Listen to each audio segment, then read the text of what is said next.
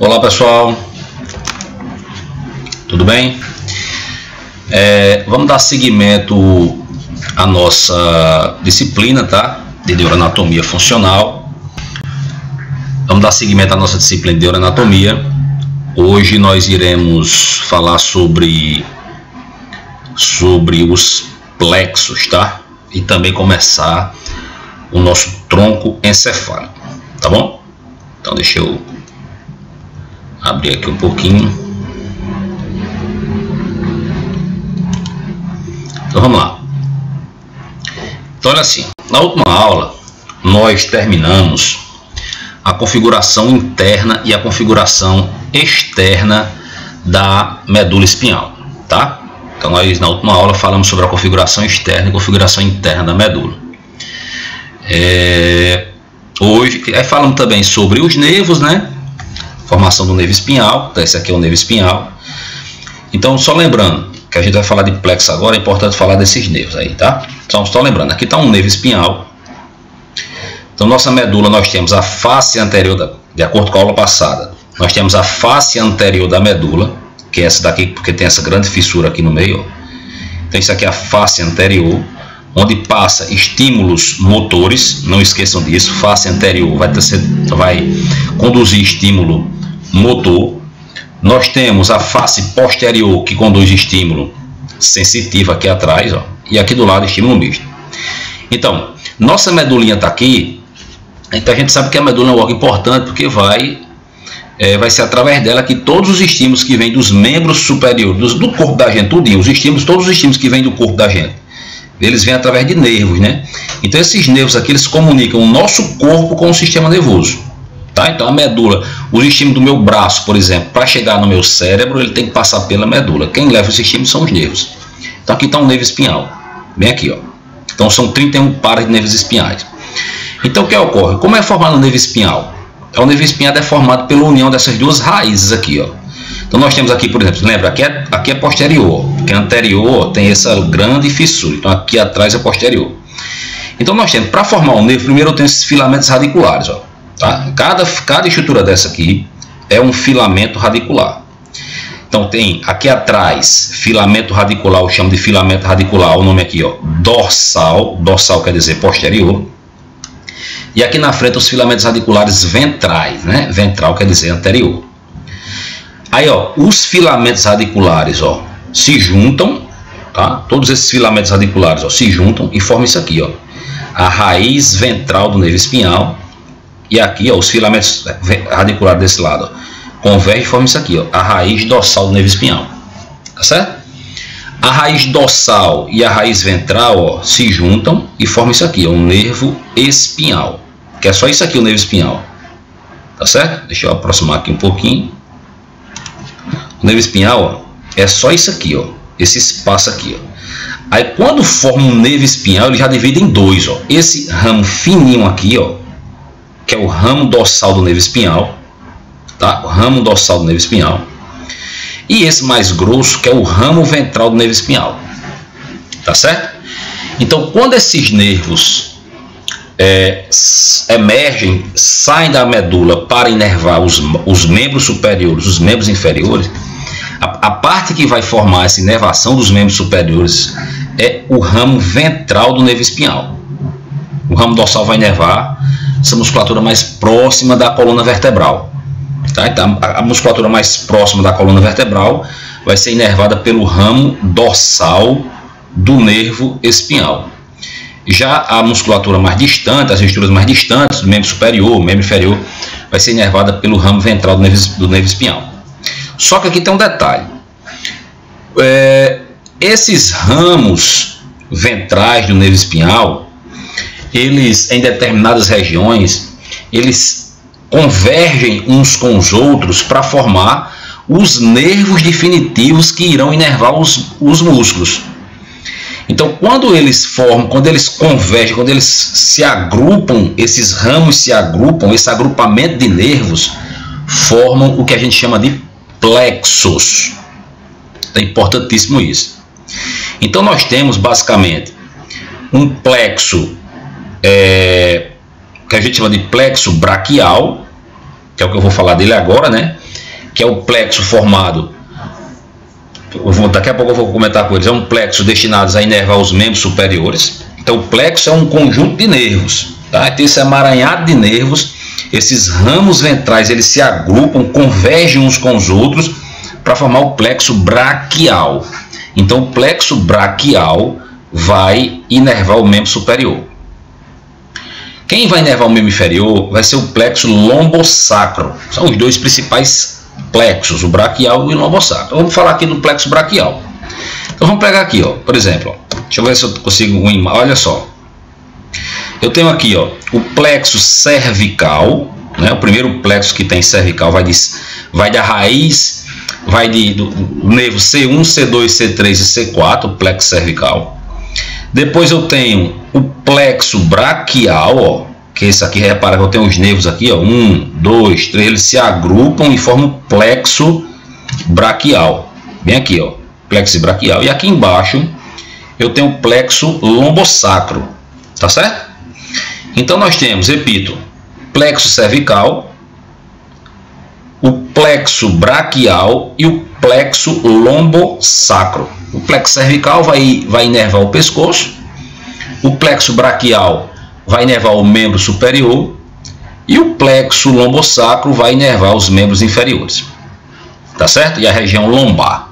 Perfeito? Vamos falar agora do plexo braquial. Só que o seguinte, ó, primeiro, lembram, são 31 nervos, ó. Vou pegar nessa imagem aqui para você lembrar. Tá, ó. Deixa eu ver se eu tenho outra imagem maior. Tá aqui, ó. São 31 nervos, ó. Nervo C1, C2, C3, C4, C5. Então são 31 nervos, até o último. De C1, o nervo C1 até o nervo C4 forma o plexo cervical. Então o plexo cervical vai ser formado pelos nervos de C1 a C4. Perfeito? Pelos ramos ventrais, não esquece disso, pelos ramos ventrais de C1 a C4, vão inervar o pescoço. O plexo mais importante é o plexo braquial, que vai do ramo ventral de C5, C6, C7, C8 e T1. Esse plexo braquial vai inervar os membros superiores. Então, vamos conhecer o plexo braquial. Tá aqui ele, ó. Tá aqui, ó. O plexo, aqui são os nervos, tá? Ó. Olha aqui, ó. Repara, acompanha comigo, tá? Eu tenho aqui, ó, o nervo espinhal C5, nervo espinhal C6, nervo espinhal C7, nervo espinhal C8 e nervo espinhal T1, tá? Aí repara aqui, ó, do jeito que eu mostrei para vocês, ó, o nervo espinhal tá aqui, aí ele manda um ramo fininho, que é um ramo posterior, que vai inervar a musculatura que está do lado da coluna vertebral, e esse ramo grossão, ó, vai formar os plexos, tá certo? O que é o ramo ventral. Então tá aqui o ramo ventral do C5, ramo ventral do C6, C7, C8 e T1. Aí vamos lá, vamos entender o plexo agora. Olha só, os plexos, portanto, são um emaranhado de nervos que vão dar origem, que vão formar os nervos definitivos que irão inervar os membros superiores, tá certo? Então vamos lá. Como é formado o plexo braquial? Então tá aqui, ó, eu tenho, repito, o plexo braquial vai de C5 até T1. Então olha só, o ramo C5 e o ramo C6, ó, repara, ó, C5 e C6, ó, C5 e C6 convergem um com o outro, ó, e formam o tronco superior. Então os ramos formam os troncos. Então ramos C5 e C6 formam o tronco superior. C7, repara, ó, C7 não converge com ninguém, ó. C7 continua e forma o tronco médio.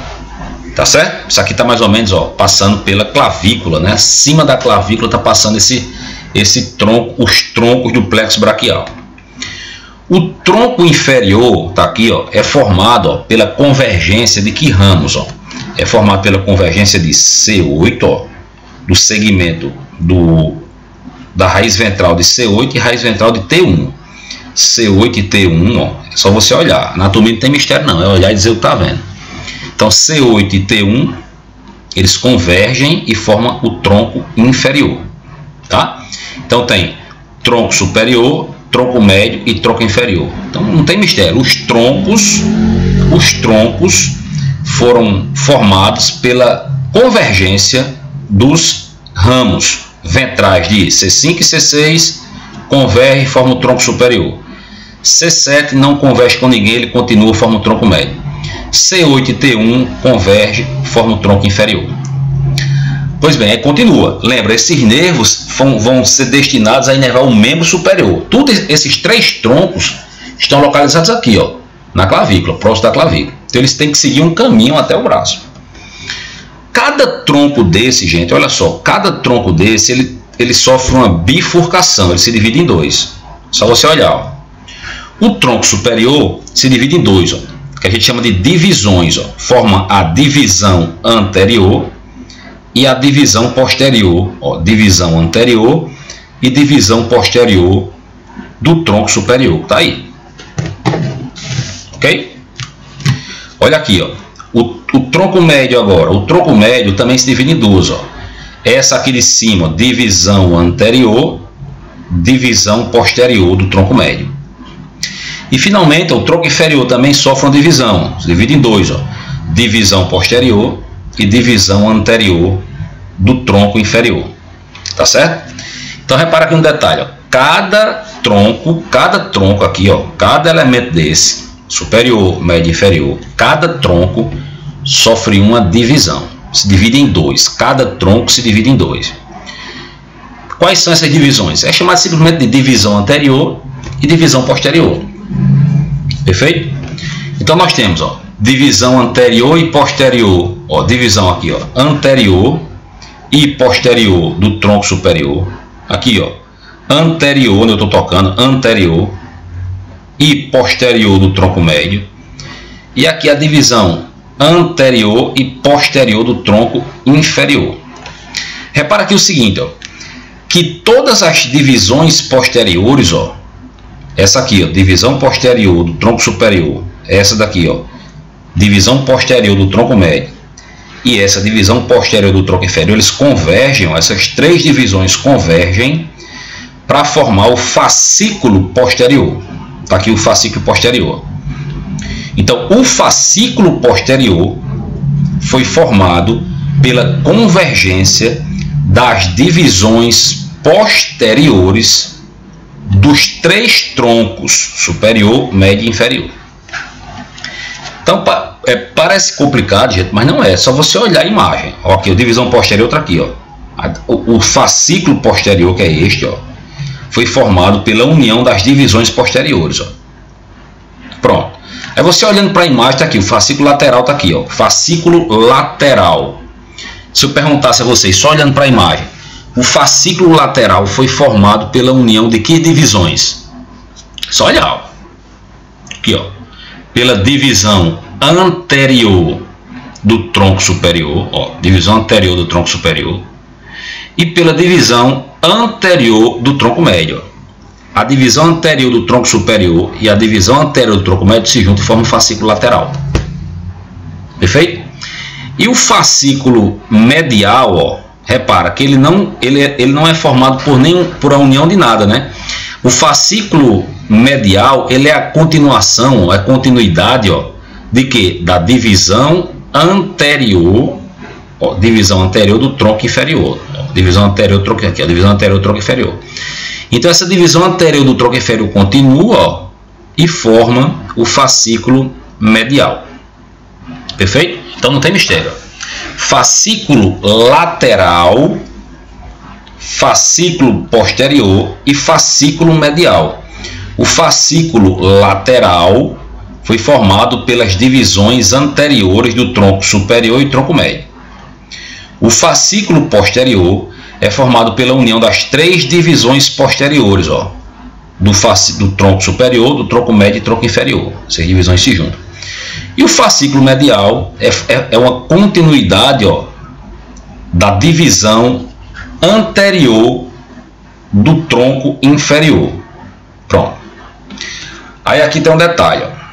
Repara que a partir de agora partir dos fascículos vão surgir os nervos definitivos do plexo braquial. Até então a gente não tem nome de nenhum nervo. A gente só tem o que? Raiz ventral, tronco, fascículo, não tem nome de nervo. Então a partir de agora, ó, a partir dos fascículos surgem os nervos definitivos do plexo braquial. Perfeito? Quais são os nervos que eu quero que vocês saibam, que são os principais? Então vamos para cá, ó.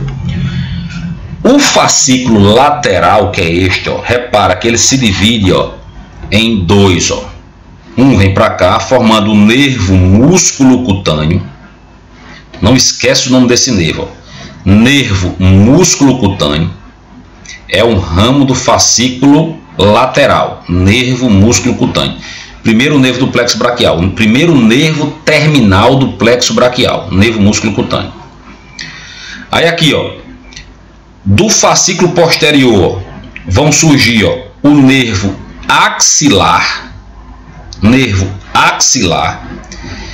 e o nervo radial. Então, o nervo axilar e o nervo radial, eles são ramos do fascículo posterior. Aqui, ó, tá vendo? O fascículo posterior vem para cá, ó. Aí se divide em nervo axilar e nervo radial. Perfeito? Aí nós temos, ó, o fascículo lateral, repara que ele emite uma divisão para cá e uma divisão para cá, ó. Então, uma parte do nervo axilar se junta com uma divisão do nervo medial, ó, do fascículo lateral do fascículo medial, ó, e converge para formar o nervo mediano. Tá certo? Então o nervo mediano é formado pela união de uma divisão do fascículo lateral e de uma divisão do fascículo medial. É só olhar, ó. E o último nervo é chamado de nervo ulnar, que também surge do fascículo medial. Então esses são os nervos terminais do plexo braquial. Repito: nervo músculo cutâneo, nervo axilar, nervo radial, nervo mediano e nervo ulnar. Tá certo? Aí se eu perguntasse de uma avaliação, de onde é que vem, de que fascículo surge o nervo músculo cutâneo? É só olhar. Fascículo lateral. De que fascículo surge o nervo mediano? O nervo mediano é formado por parte, né, por uma divisão do fascículo lateral e uma divisão do fascículo medial, nervo mediano. De que fascículo surgem o nervo axilar e o nervo radial? O nervo axilar e o nervo radial surgem do fascículo posterior. E o nervo ulnar surge do fascículo medial. Então esses são os nervos terminais do plexo braquial. Tá certo? Nervos terminais do plexo braquial: nervo músculo cutâneo, nervo axilar, nervo radial, nervo mediano e nervo ulnar. Tá certo? Olha só, o que é que vocês vão fazer comigo a partir de agora com relação a plexo? Eu quero que vocês pesquisem, tá? Na internet, em qualquer lugar, quais são os músculos, quais são os territórios de inervação desses nervos aqui, ó. O nervo músculo cutâneo inerva o quê? Tá? Inerva que região? Inerva que músculos? Inerva que parte da pele da gente? Tá bom? Então você vai fazer essa pesquisa, mandar para mim essa pesquisa, e também na próxima aula eu vou escolher alguns alunos para apresentar isso para mim, tá certo? Para dizer, ó, professor, o nervo músculo cutâneo vai inervar músculo tal, músculo tal e músculo tal. O nervo axilar vai inervar o músculo tal, músculo tal, músculo tal. Tá certo? Então nós temos o nervo músculo cutâneo, nervo axilar, nervo radial, nervo mediano e nervo ulnar. Tá bom? Então essas informações aqui são fundamentais, porque vocês futuramente, quando estiverem trabalhando, vocês vão se deparar muito com problemas de plexo braquial. Por exemplo, todo mundo já ouviu falar de síndrome do túnel do carpo, que é uma síndromezinha no túnel que tem bem aqui, ó. Tá certo? Quando os nervos passam por um retináculo bem aqui, ó, você deve ter visto isso em anatomia do aparelho locomotor. Tem um retináculo aqui, os nervos passam por baixo. Então, quando o nervo mediano passa bem no meio aqui assim, ó, Quando o nervo mediano é comprimido, você sente dor, formigamento. Quando o nervo radial é comprimido, você sente dor, formigamento. Aí você tem que saber o seguinte, ó, que parte da mão o nervo mediano inerva? Perfeito? Que parte da mão o nervo radial inerva? Porque dependendo do sintoma que o paciente estiver sentindo, você vai fazer um diagnóstico. Ora, tem problemas que acomete a mão, que um sujeito perde a sensibilidade desses dois dedos aqui só. Aí se ele perde a sensibilidade desses dois dedos, ó, o dedo mínimo e o dedo anelar.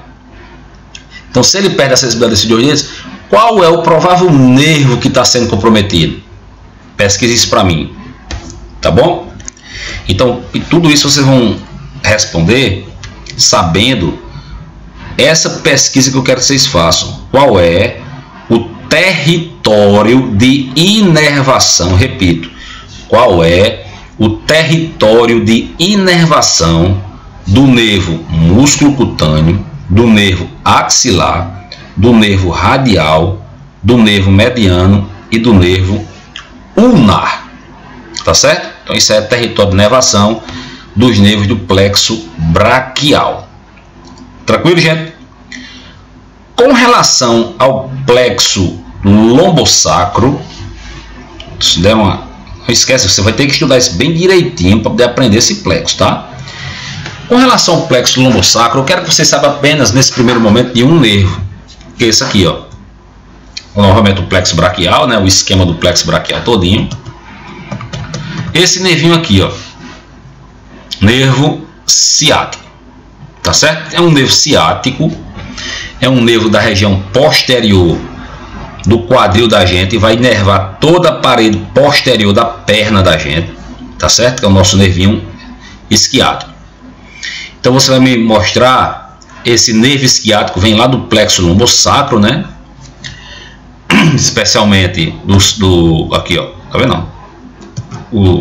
Esse plexozinho, esse nervo ciático, e você vai me dizer qual é o território de inervação do nervo ciático, tá bom? Aí o que é que acontece? Depois eu vou mandar um videozinho meu também que eu gravei, falando só sobre o nervo ciático, tá bom? Sobre o território de inervação, a divisão, onde é que ele começa, onde é que ele termina. Eu vou mandar para vocês isso aí, tá? Então, repito, do plexo braquial, eu quero que vocês saibam isso aí, né, do plexo braquial, os nervos do plexo braquial e como é formado esses nervos aqui, todo esse caminho aqui você tem que saber, como se formam os nervos definitivos do plexo braquial. E dos membros inferiores é para falar somente do nervo ciático, perfeito? Então, simples, repito, a atividade de vocês vai ser me mostrar o território de inervação dos nervos do plexo braquial, dos nervos terminais do plexo braquial, que são músculo cutâneo, axilar, radial, mediano e ulnar, e também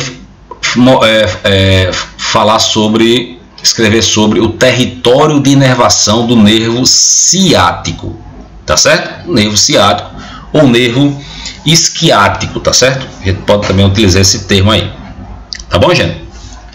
Então essas informações de nervos são fundamentais. Beleza? Pronto. Então com relação a nervos espinhais, eu quero que vocês saibam esses dois elementos importantes aí. Sim, aí veja só. Por que eu falei do nervo ciático? Esse nervinho aqui, ó. Ó, tá vendo aqui, ó? Que todinho vai ser do nervo ciático. Nervo ciático, nervo cutâneo posterior da coxa. Esse nervo, quando ele tem uma compressão do ciático, ele vai provocar dor. Muitos de vocês que estão vendo essa aula talvez tenham ou conhecem alguém que tenha. Ele vai provocar dor no seu território de inervação. Então essa dor do nervo ciático é aonde? É uma dor no glúteo, na bunda, né? Na parte posterior da coxa da gente.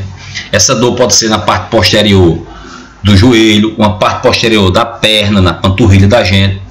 Então quando você sente uma dor aí atrás, ó, uma dor irradiada, uma dor que começa na bunda e vai passando pela coxa, joelho, perna, certamente isso é uma dor provocada por uma compressão do nervo ciático, tá certo? Compressão do nervo ciático. Aí depois, obviamente, mais na frente, vocês vão aprender como é que faz para tratar essa compressão do nervo ciático, tá bom, gente? Da mesma forma, esse é um problema mais comum, um dos problemas mais comuns que acontece com as pessoas, essa compressão do nervo ciático aí.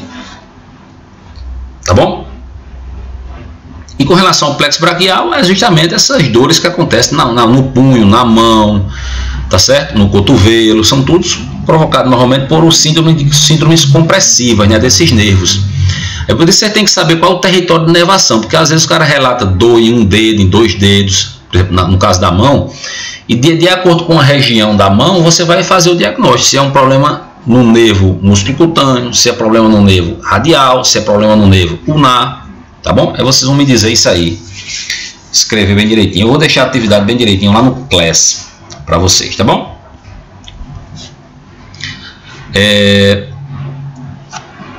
Vamos lá, continuando. Pronto, com relação a nervos do plexo braquial, é isso que eu quero que vocês saibam, tá? Do plexo braquial e o nervo ciático. Agora vamos fazer o seguinte, vamos começar a estudar os órgãos que estão localizados dentro do crânio. Até então a gente só falou dos órgãos que estão fora do crânio, que é a medula e os nervos espinhais. Agora vamos falar dos órgãos intracranianos. Então os órgãos intracranianos, o primeiro deles, ó, tá aqui, ó, o crâniozinho da gente, ó. Nosso crâniozinho aqui, ó. Então os órgãos intracranianos, ó, nós vamos falar agora, começar a falar agora, são esses, né? Isso aqui em cima é o nosso cérebro, né? A gente já viu, vocês conhecem o cérebrozinho, a gente vai estudar mais na frente. Aqui é o nosso cerebelo, né? Essa parte parece uma árvore, tanto que a gente chama essa estrutura aqui de árvore da vida, né? O cerebelo. E aqui o tronco encefálico, é o que a gente vai estudar agora, ó. Nosso tronco encefálico, ele é formado por 3 órgãos, ó. Esse primeiro, que vai até essa curvinha aqui, ó, é o bulbo. Esse segundo aqui, ó, é a nossa ponte. E esse terceiro é o nosso mesencéfalo. Então tem aqui, ó, repito, bulbo, no meio ponte e aqui em cima o mesencéfalo. Beleza? Pronto, vamos falar de cada um deles. Nessa imagem aqui, ó, vamos mostrando novamente os 3, né? Bulbo, ponte e mesencéfalo. Esses 3 órgãos, o bulbo, a ponte e o mesencéfalo, gente, formam o nosso tronco encefálico, formado pelo bulbo, pela ponte e do mesencéfalo. Forma o tronco encefálico, não esquece. Olha só, vamos começar a estudar agora. Nosso tronco encefálico, a gente tem, para estudar o tronco, a gente estuda basicamente 2 faces dele, né? Tudo isso aqui que você está vendo, ó, isso aqui é o bulbo aqui embaixo, ó. Bulbo, ponte e aqui o mesencéfalo, essas 2 partezinhas aqui, ó, mesencéfalo, aqui e aqui. Então, essa face que você está vendo, gente, é a face anterior. Tudo isso aqui, ó, é a face anterior desse órgão. Tudo isso aqui, ó, aqui é a face posterior desse órgão. Face posterior do bulbo, face posterior da ponte e face posterior do mesencéfalo, tá certo? Vamos estudar primeiro a face anterior. Então, primeiro é o seguinte, vamos falar primeiro do bulbo raquidiano, que é esse primeiro órgão aqui, ó, tá? Esse primeiro órgão é o nosso bulbo raquidiano. Então, o bulbo raquidiano vai de onde para onde, ó? Vamos pegar nessa imagem aqui, ó. Isso aqui é o forame magno, ó. Isso aqui é o osso occipital, né? Aí aqui é o forame magno, daqui para cá, o orifício forame magno. Então o bulbo raquidiano é só essa partezinha aqui, ó, que está localizada acima do forame magno. Então o bulbo raquidiano vai do forame magno até esse sulco aqui, ó. Não esquece o nome desse sulco, ó. Vou mostrar para vocês nessa imagem, ó. Que é este sulco aqui, ó. Essa cavidadezinha, esse sulco todinho, ó. Chamado de sulco bulbopontino. Então esse sulco chama-se sulco bulbopontino. Ora, por que chama sulco bulbopontino? Porque está entre o bulbo e a ponte. Então está o sulco bulbopontino. Então o bulbo que está aqui, ó, está entre o forame magno e o sulco bulbopontino.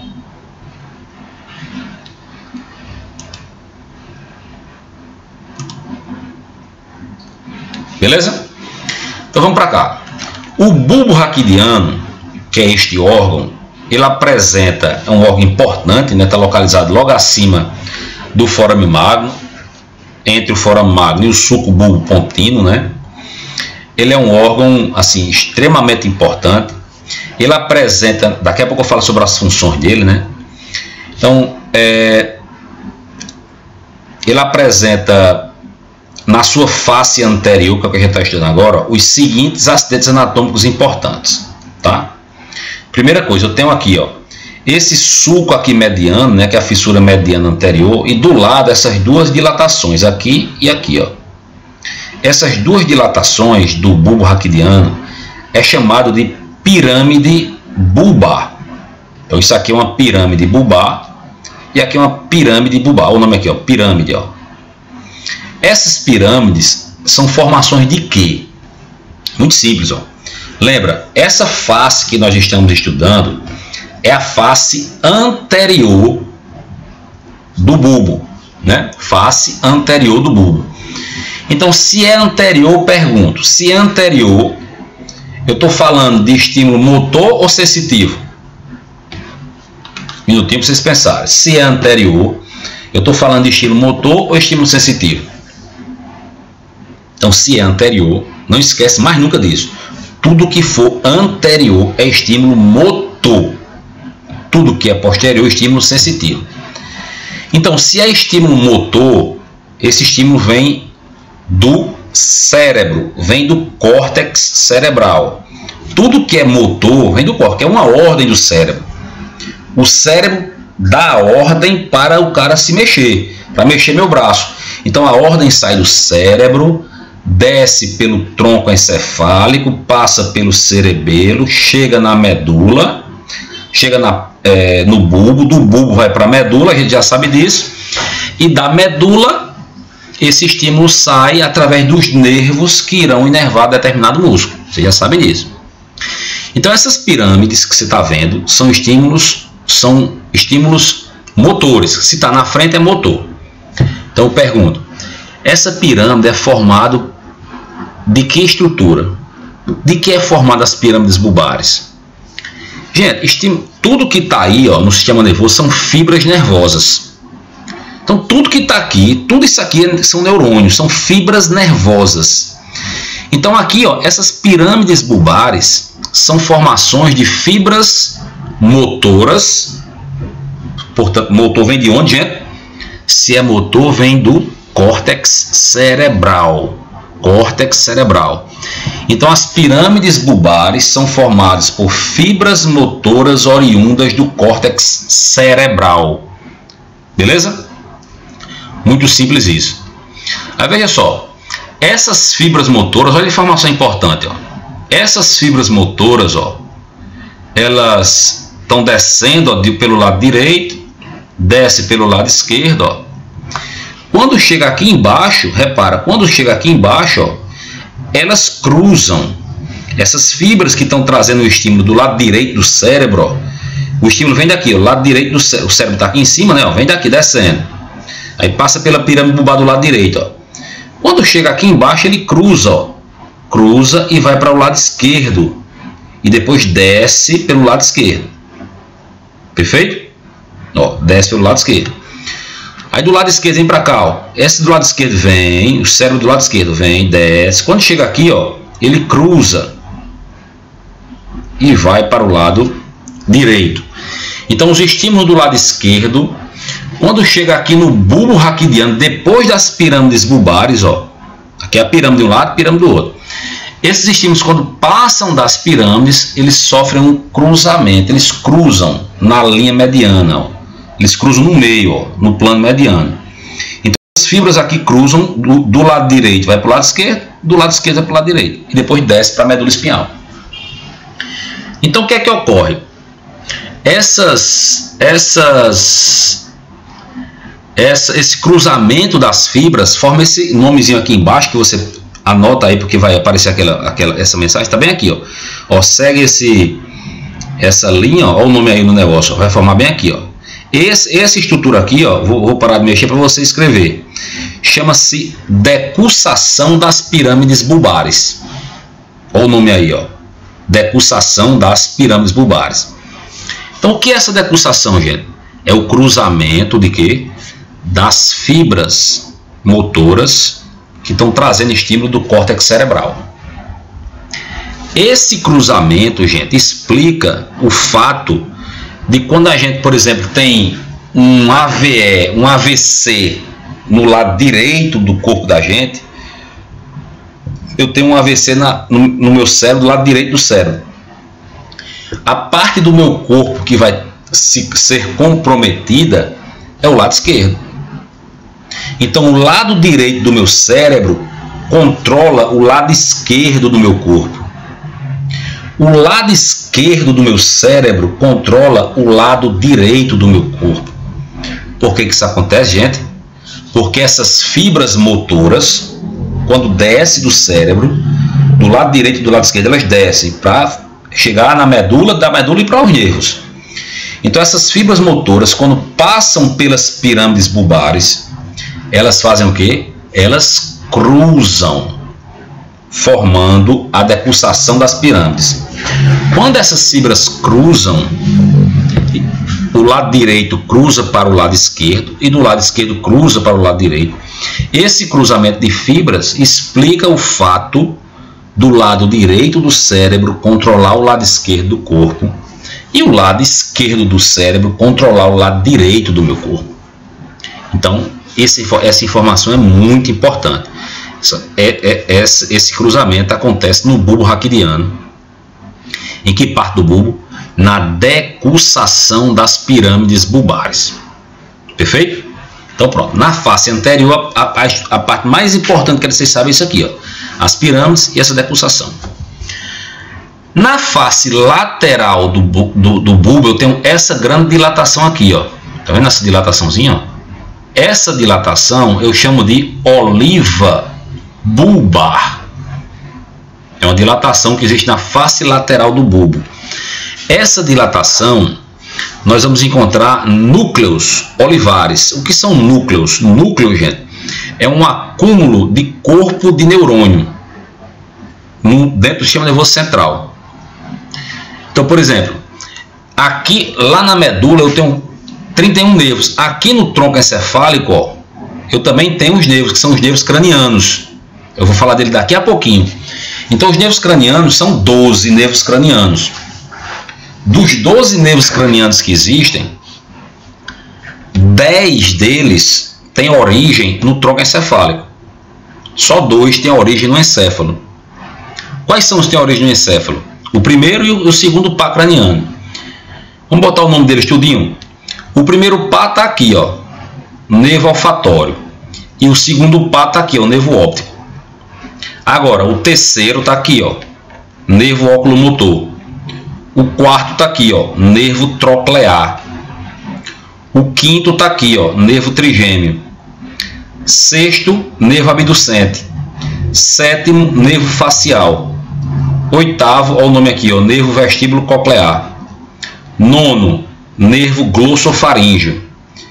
Décimo, nervo vago. 11º, nervo acessório. E o 12º pá craniano, nervo hipoglosso. Então, repito, o primeiro e o segundo, origem no encéfalo. Do terceiro ao 12º tem a origem no tronco encefálico. Então, por exemplo, e esses nervos se originam em núcleos, tá certo? Eu tenho esse nervinho aqui, ó, que está vendo essa origem aqui, que é a origem aparente. O que é a origem aparente do nervo? A origem aparente é de onde ele surge.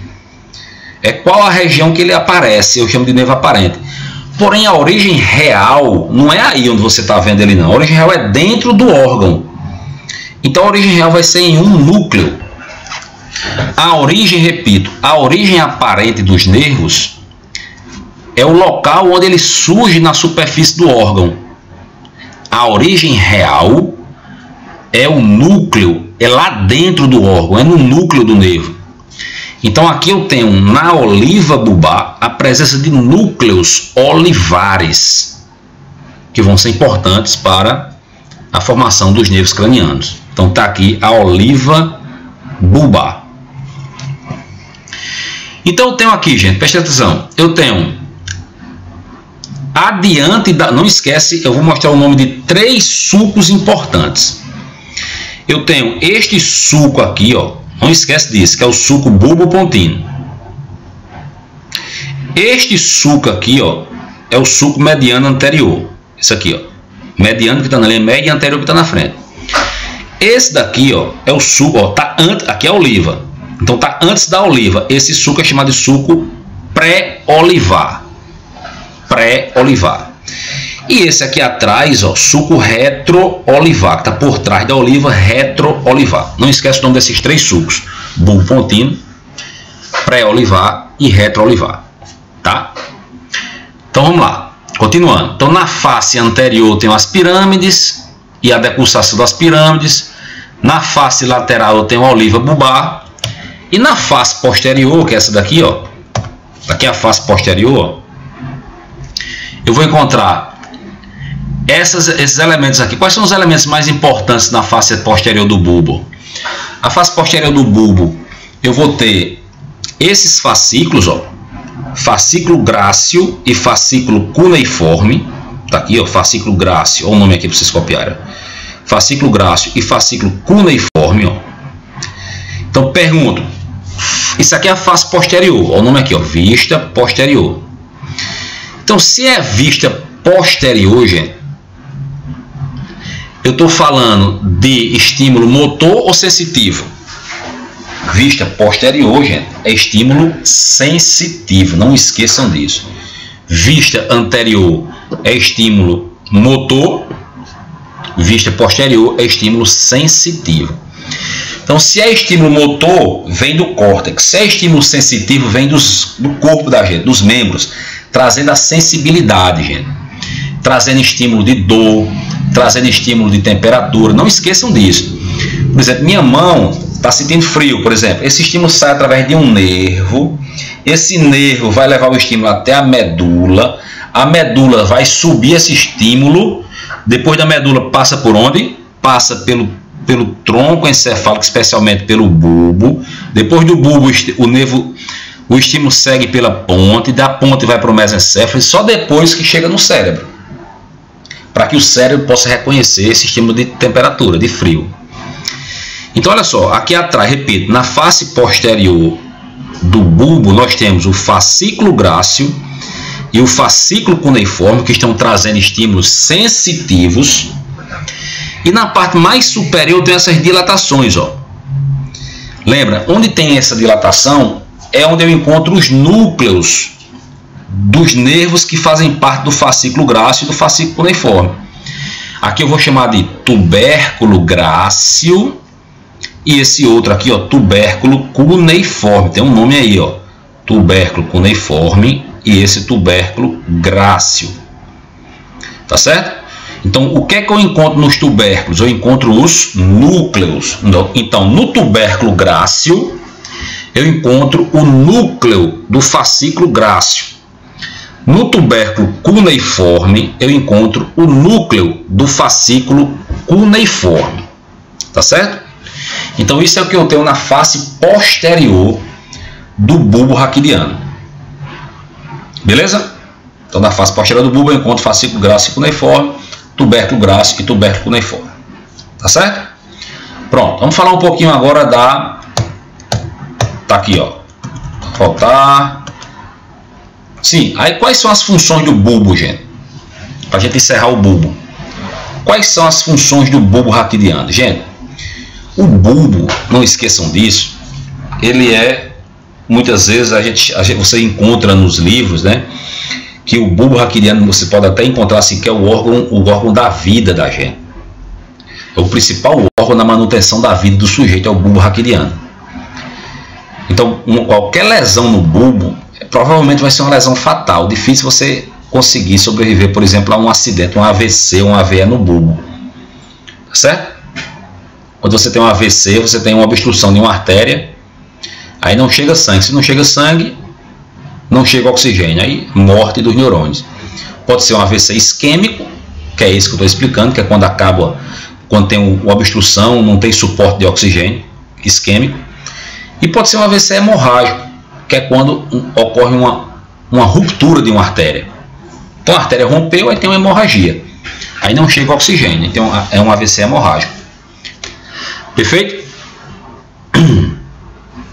Pois bem, eu estou dizendo que o bulbo é o órgão da vida, né? Quais são as funções do bulbo raquidiano, as principais?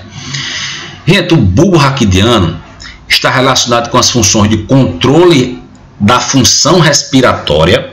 Olha só, então se a gente está respirando, inspira, expira, inspira, expira. Essa inspiração e essa expiração, quem controla, a função respiratória, quem controla é o bulbo raquidiano. Então o bulbo raquidiano está relacionado também com a função vasomotora. O que é a função vasomotora? É a capacidade que os vasos sanguíneos têm de contrair e de relaxar. Então os vasos contraem e os vasos relaxam. Isso é a função vasomotora. Isso é importantíssimo, gente, para poder facilitar o fluxo sanguíneo. Então quando o vaso contrai, empurra o sangue vai circulando. O bulbo tem função, por exemplo, de controlar, então tem a função vasomotora, tem a função respiratória e também o bulbo está relacionado ao controle da frequência cardíaca, controla também o coraçãozinho da gente. Então olha só, gente, o bulbo raquidiano tem esse controle da respiração, da frequência cardíaca e a função vasomotora. Essas são as funções que a gente chama de funções autônomas do bulbo raquidiano. Perfeito? Então, recapitulando, quando eu falar de função do bulbo, a gente divide as funções do bulbo em dois grupos: funções autônomas e funções reflexas. Perfeito? As funções autônomas são essas que eu acabei de citar, tá? Frequência cardíaca, frequência respiratória e função vasomotora são as funções autônomas. Ele controla a gente independente da vontade, funções autônomas. E as funções reflexas também são importantes, mas não são vitais. Por exemplo, o vômito é uma função reflexa, protege a via digestória. É uma função do bulbo. Perfeito? Então, o vômito é uma função reflexa controlada pelo bulbo. Outra função importante do bulbo, deixe-me ver, piscar o olho. Também é um reflexo. Então, para que você pisca o olho? A gente pisca o olho, gente, para provocar uma lubrificação desse olho. Se você não piscar o olho, o globo ocular vai ficar ressecado. Pode provocar até cegueira, lesões e com isso futuramente provoca uma cegueira. Então é importante você piscar o olho. É função do bulbo raquidiano. Outra função importante do bulbo, deixa-me ver, espirro. Então quando o cara está espirrando, também é função do bulbo para proteger a via respiratória. Então você vai lá, alguma coisa está irritando a mucosa do seu nariz, você vai e espirra, e também é função do bulbo. Então tem funções autônomas, que são controle da frequência respiratória, controle da frequência cardíaca, controle da função vasomotora, são funções autônomas. E tem as funções reflexas. As funções reflexas são vômito, piscar o olho e espirrar. Aí aqui eu tenho uma curiosidade. Vocês já tentaram espirrar com o olho aberto? Se não tentaram, lembre de mim na próxima vez e tentem espirrar com o olho aberto. Vocês não vão conseguir. Toda vez que você espirrar, você fecha o olho. Por conta do bulbo raquidiano. Lembra que o bulbo, essa mesma estrutura que vai fazer o controle, o reflexo de piscar o olho, também faz o sujeito espirrar. Então quando o cara espirra, você fecha o olho. Tá certo? Porque é o mesmo órgão, a mesma estrutura que vai controlar. Tá bom? Então o bulbo, as funções dele são essas: função reflexa e função autônoma. Beleza, gente? Bom, continuando. Então o bulbo é isso. Daqui a pouco eu vou falar da origem aparente desses nervos que você está vendo aqui, ó. Cada estrutura dessa é um nervinho. Então vamos lá. Quais são os nervos cranianos que vão surgir aqui em estruturas do bulbo raquidiano? Então vamos lá. Primeiro, o nome desse suco é o suco bulbo-pontino, né? Então no suco bulbo-pontino eu tenho a origem aparente de 3 nervos. Aí você vê um pouquinho atrás para saber o que é a origem aparente, que eu já expliquei, e o que é origem real. Nós vamos falar agora de origem aparente, tá? Lembra um pouquinho atrás. Então vamos lá. Acima das pirâmides bulbares, eu tenho a origem aparente, ó, do sexto pá craniano. Esse sexto pá craniano chama-se nervo abducente. Acima da oliva bulbar, eu tenho a origem aparente, ó, do sétimo pá craniano e do oitavo pá craniano. O sétimo é o nervo facial e o oitavo é o nervo vestíbulo coclear. Então esses três nervos, ó, o sexto, o sétimo e o oitavo, são nervos que têm origem aparente aonde? Neste sulco aqui, ó, no sulco bulbo pontino. Que região específica do sulco bulbo pontino? O sexto acima da pirâmide, o sétimo e o oitavo acima da oliva bulbar. Aí vamos lá. No sulco retroolivar, que eu já falei sobre isso para vocês, ou seja, é no sulco que está por trás da oliva, ó. A oliva é isso aqui, ó. Então, no sulco retroolivar, que é o sulco por trás da oliva, eu tenho a origem aparente de três nervos, ó. O nono, que é o nervo glossofaríngeo, o décimo, que é o nervo vago, e o 11º pá craniano, que é o nervo acessório.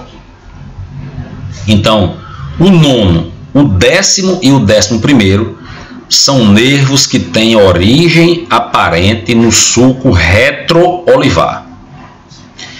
E o 12º pá craniano, que é este, ó, tá aqui, ó. O 12º pá craniano, que é o nervo hipoglosso, tem origem aparente no sulco pré-olivar. Perfeito? Pronto. Então essa é a origem aparente dos nervos cranianos que tem origem no bulbo raquidiano. Então vai sexto, sétimo, oitavo, nono, décimo, 11º, 12º. Todos esses 7 nervos estão aqui originando aqui no bulbo. Beleza? Pronto. Aí vamos para a ponte aqui, ó. Nossa ponte, esse órgão aqui, a ponte, o nome já está dizendo, né?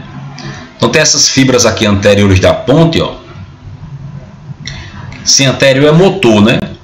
Então o nome ponte, nós já sabemos, ponte é um elemento de comunicação. Então a ponte é um órgão que vai servir de comunicação, vai ligar. Então a ponte é um órgão que vai fazer a comunicação dos estímulos nervosos que estão vindo do córtex, né? Ela vai se ligar ao cerebelo. Repara nessa outra imagem, ó. Ó, tá aqui o cerebelo aqui atrás. Então a ponte ele conduz estímulos nervosos para o cerebelo, tá certo? Para que o cerebelo possa controlar esse estímulo motor. Então, repito, a ponte é um elemento importante porque tem como função principal a condução, a ligação desses estímulos nervosos com o cerebelo. Então, preste atenção. O estímulo motor, por exemplo, para eu fechar minha mão, a motricidade, esse estímulo, a ordem sai do cérebro para mexer minha mão. Então, quando eu toco, por exemplo, se eu fechar aqui, ó, delicadamente meu dedo aqui, ó, para tocar nesse pincel, essa ordem sai do meu cérebro. Só que tem um detalhe. A ordem que sai do meu cérebro para que eu contraia um determinado músculo é uma ordem bruta, não é uma ordem elaborada. Simplesmente ele manda contrair. O cérebro da gente diz assim, contraia. Então, mas o cérebro não sabe se eu tenho que contrair com força, se eu tenho que contrair devagar. Tá certo? Então, por exemplo, se eu fosse só pensando no cérebro, se eu fosse pegar nesse pincel, se fosse uma ordem só do cérebro, eu venho aqui e contraio com força. Eu não tenho a noção. Então, o que é que acontece? Esse estímulo motor, quando sai do cérebro, ele passa pela ponte e esse estímulo, a ponte leva esse estímulo até o cerebelo. O que é que o cerebelo faz? O cerebelo, gente, é o órgão que vai controlar e coordenar esse estímulo motor. Então, antes do estímulo motor chegar no meu músculo, ele sai do cérebro, passa pela ponte, vai para o cerebelo, depois ele vai para a medula, da medula vai para o nervo. Então, esse cerebelo faz o quê? Ele controla e coordena o estímulo motor. Então, quando eu faço assim, ó, vou contrair, tá aqui essa minha caneta, vou contrair. Então, essa contração precisa, delicada, para eu segurar isso aqui, com a força suficiente só para eu segurar isso aqui. O estímulo, a ordem saiu de onde? Do cérebro. Mas quem foi que controlou o estímulo motor? De modo que eu contrai apenas o necessário. Quem controlou esse estímulo foi o meu cerebelo. Então, quem foi que levou esse estímulo até o cerebelo? Quem levou esse estímulo foi minha ponte. Tá certo? Então, por exemplo, se eu fosse, imagina aqui minha mão. Se aqui fosse um quadro, por exemplo, se eu fosse pegar aqui e tocar nesse quadro, se eu não tivesse cerebelo, o toque seria muito forte, seria assim, contraia. Mas eu não quero bater com força, eu quero simplesmente tocar na minha mão. O estímulo sai do cérebro, contraia, eu venho e toco delicadamente. Esse controle da motricidade, quem é que faz, gente?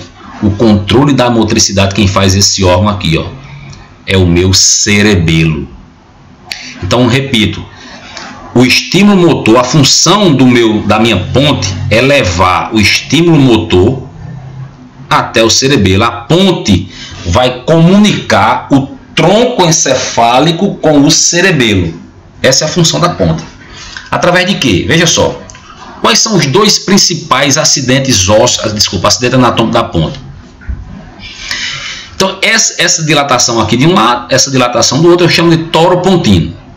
Torus pontino. E o principal elemento é isso aqui, ó. Pedúnculo cerebelar.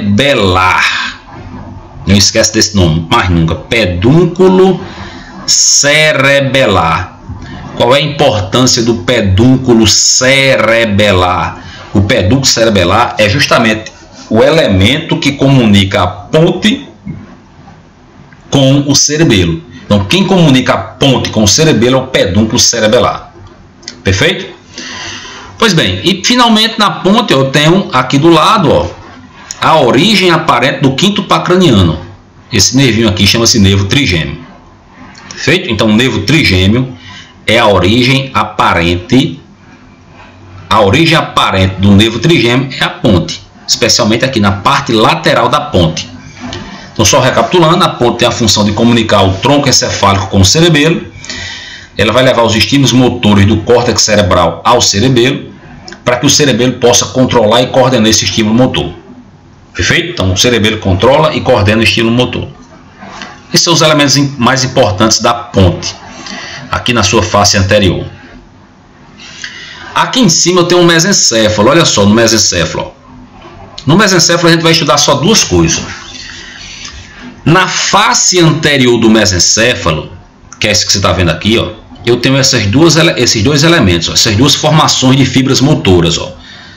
Não esquece, se é anterior, tudo aqui é motor. Então isso aqui eu chamo de pedúnculo cerebral, de um lado, pegando pelo hemisfério cerebral direito, né? E pedúnculo cerebral do outro, ó. Dois pedúnculos cerebrais. Esses pedúnculos são elementos do mesencéfalo. Qual a importância do pedúnculo cerebral, gente? O pedúnculo cerebral é quem comunica o cérebro, que é esse elemento, ó, quem comunica o cérebro com o tronco encefálico. Se eu pegar aqui do lado, ó, o cérebro está aqui, ó. Vou pegar uma imagem maior. Ó, o cérebrozão está aqui, ó. Então, quem liga o cérebro da gente, o telencéfalo da gente, com o tronco, é isso aqui, ó. É o mesencéfalo, especialmente o pedúnculo cerebral. Então, o pedúnculo cerebral comunica o telencéfalo, que é o nosso cérebro, né, com o tronco encefálico. Isso é na face anterior. Perfeito? Além disso, na face anterior, eu tenho a origem aparente, ó, deste nervo aqui, ó, que é o nervo oculomotor. Perfeito? Um nervinho oculomotor tem origem aqui também no mesencéfalo, na face anterior do mesencéfalo.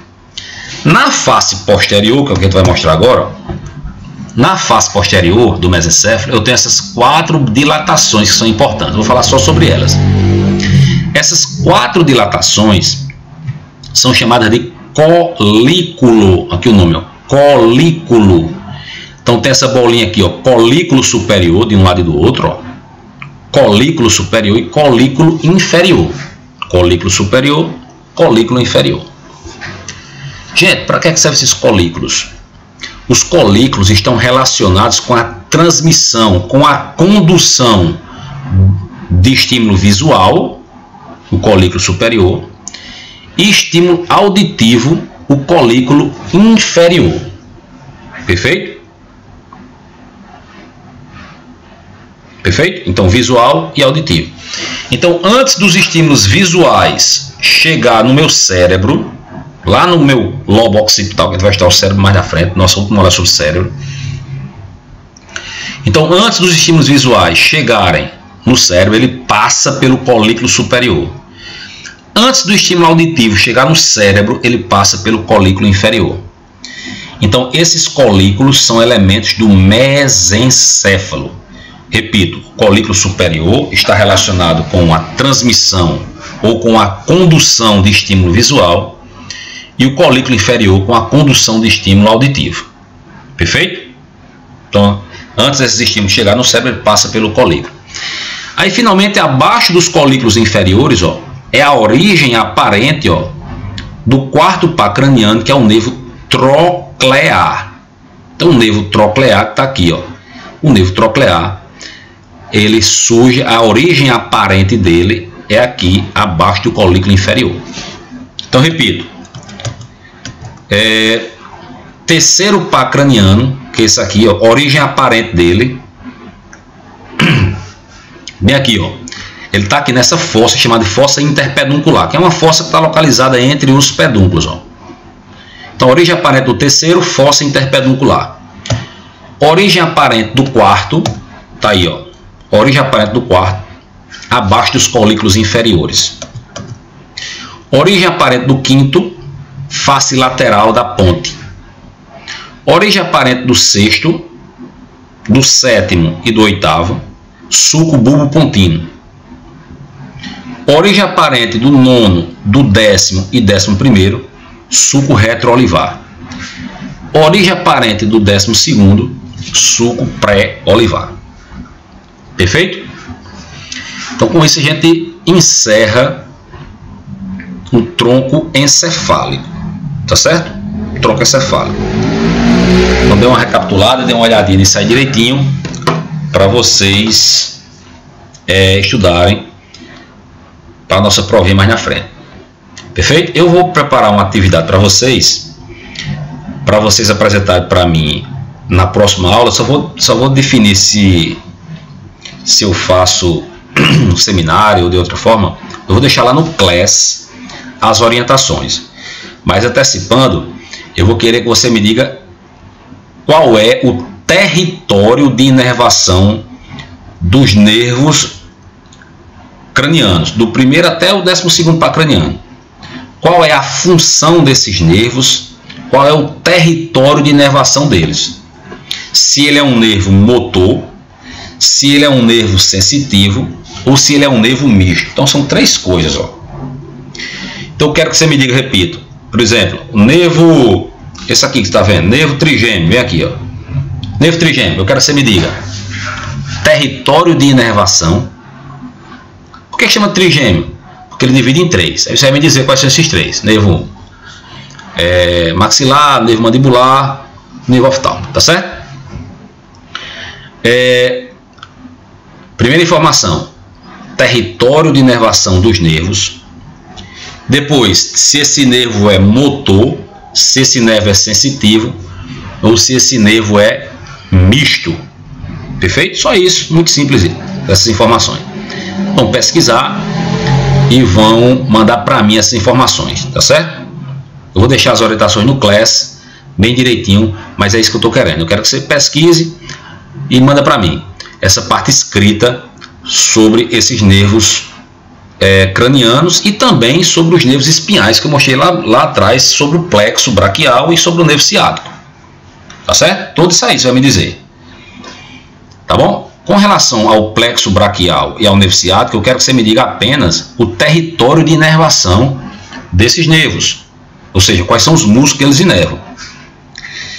Com relação aos nervos cranianos, que é o que eu estou falando agora, eu quero que você me diga, além do território de inervação, eu quero que você me diga também se ele é motor, se ele é sensitivo ou se ele é misto. Perfeito? O que é um nervo motor? O nervo motor é aquele nervo que conduz apenas estímulo de motricidade, apenas estímulo motor.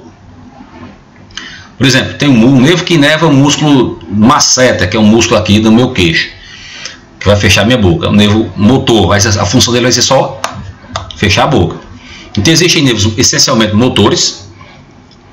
Existem nervos que só levam estímulo sensitivo, tá certo? Ou seja, só leva estímulo de sensibilidade dolorosa, tato, pressão, calor, enfim, só leva estímulo sensitivo.